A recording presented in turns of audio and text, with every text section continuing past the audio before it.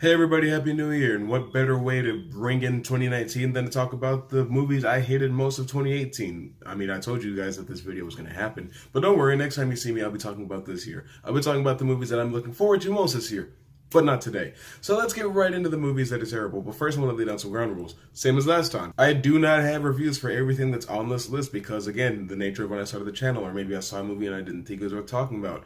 Maybe I missed the boat and didn't get to see it until later.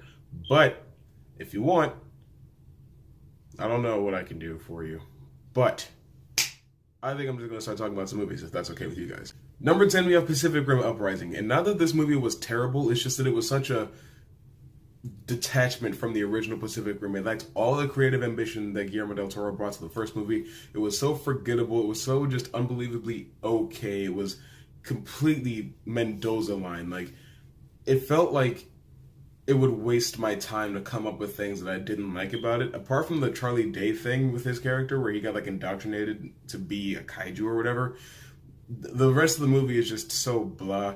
You have a nothing performance from John Boyega. You have a nothing performance from anybody that's in the movie, especially Scott Eastwood. And it's just a waste of everybody's time. Number 9 is Ready Player One.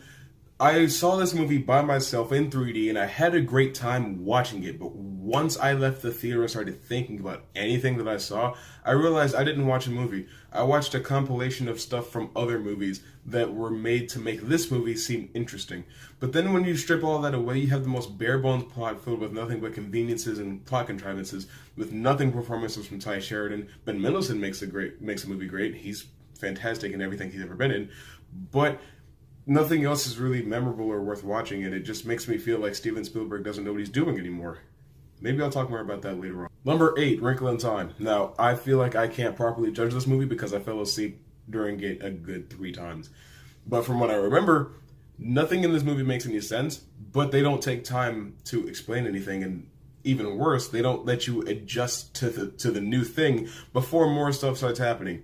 It's just like, oh, Oprah's big. Oh, we're on this planet. Oh, she's a leaf monster. Oh, they're flying. It's just like, just let me breathe, okay? Slow down. Let me accept the fact that gravity on Zach Galifianakis' planet is weird, and then maybe we'll get somewhere. But the movie doesn't even like to follow its own rules. Chris Pine is in the movie for some reason.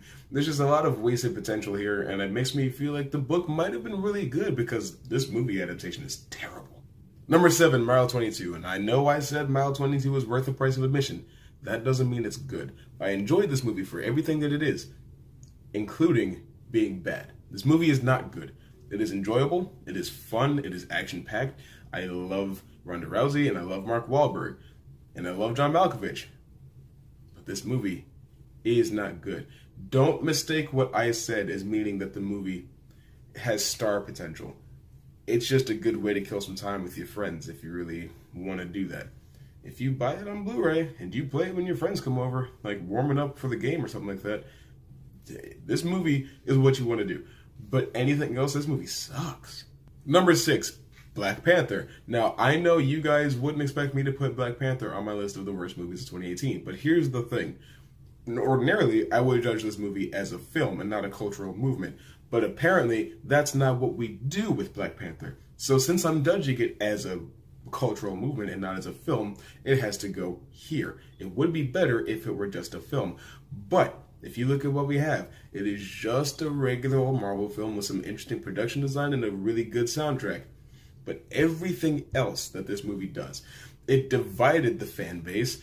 It gave people this sense that all you needed to do is be a black character to be interesting or to be compelling, and that's not, no. It changed the way that we judge movies. It's just like, it doesn't have to be a good movie anymore. As long as it's got Marvel and a black character at the helm of it, it's going to be fantastic. And it's just like, oh, if you don't like this movie, then you're racist. If you don't like this movie, then you don't want to see black people succeed. It tore the critical world up to the point where nobody wants to even talk about the movie not being great because it's not great.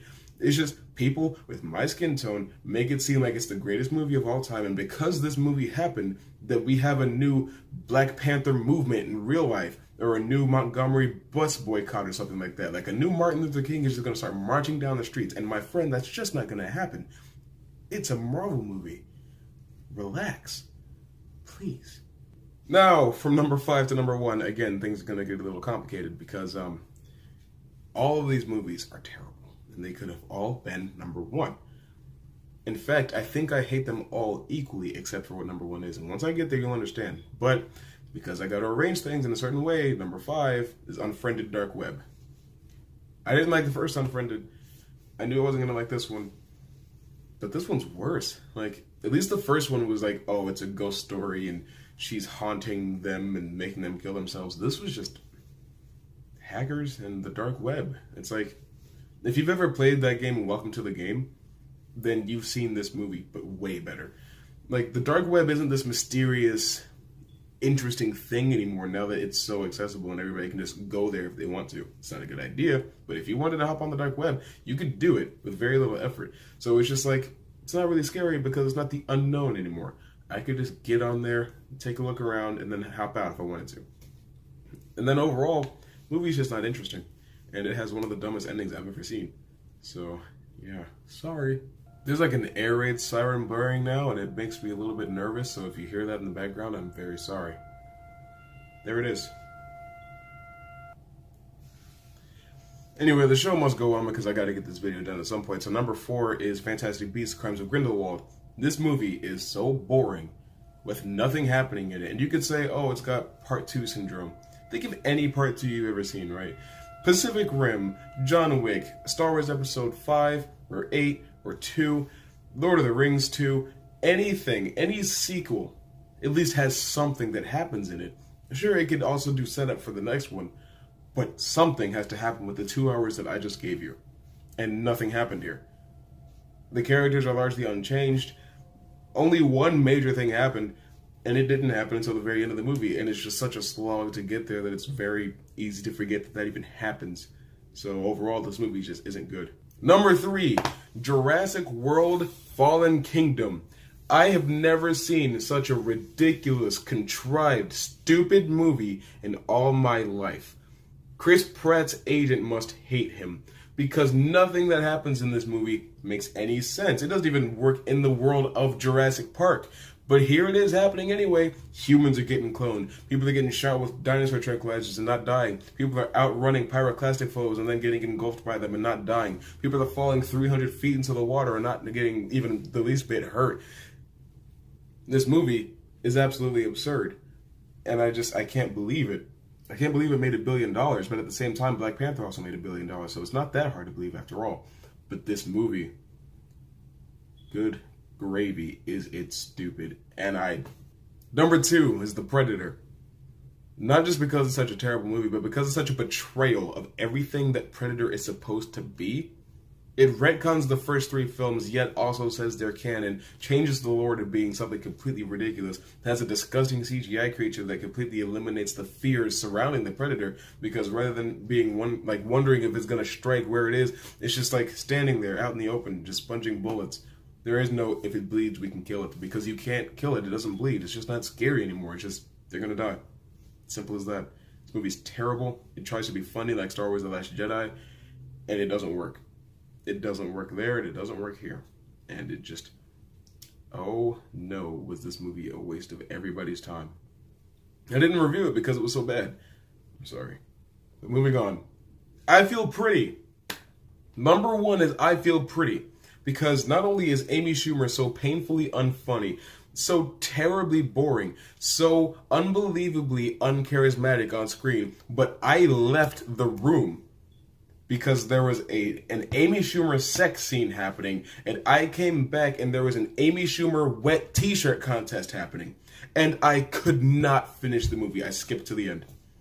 And even the ending was stupid. So nothing that happens in this movie is acceptable on any level. It is an offense to filmmaking, it is an offense to comedy, and it is an insult to my intelligence as a film reviewer and as an aspiring filmmaker.